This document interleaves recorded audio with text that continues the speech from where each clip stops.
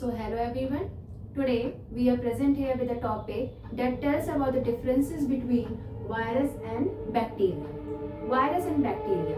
As we have learned from the junior classes only that these are the group of microorganisms.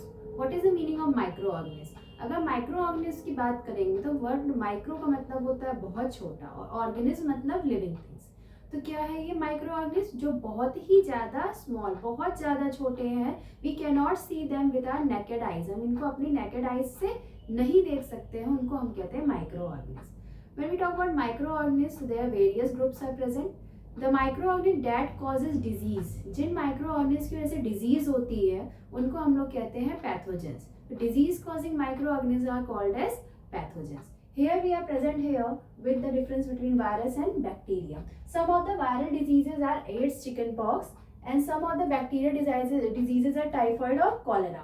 Coming to the first difference, that is very small. When we talk about virus, so virus the size is very small. They can be only seen under the microscope, electronic microscope. When we see bacteria, so they are somewhat larger than size from the virus. Virus से थोड़े बड़े होते हैं and they can be observed under the light microscope. Second, acellular virus, as you know, they are not having any cell, so they are called as acellular.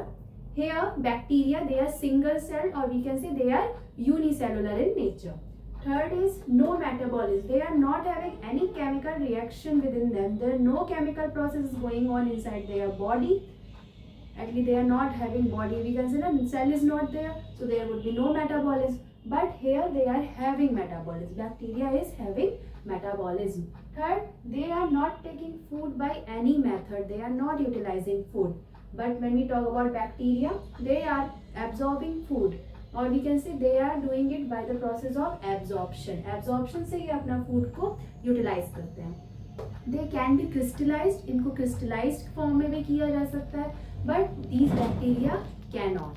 Next, the host cell produce virus. As you know that virus outside the any host body, it's non-living in nature, but as soon as it attacks any body host, that body is called a host body. जब ये किसी host body को attack कर देते हैं तो उस host body के अंदर ही ये अपना reproduction start करते हैं. We can say the machinery of that host body is now reproducing the virus and it becomes the viral factory, क्योंकि वायरस का लगातार कह सकते हैं प्रोडक्शन करती चली जाती है.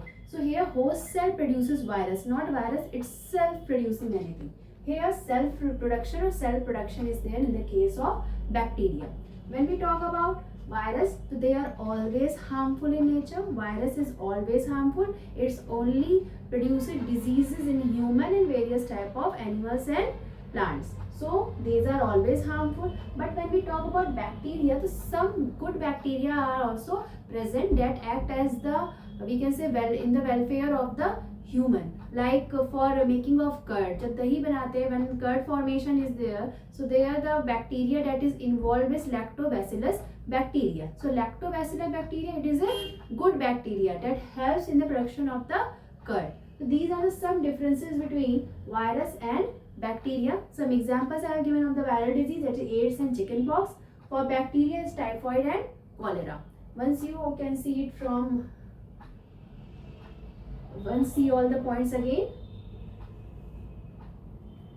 So I have found that this topic is useful. Thank you and have a nice day ahead.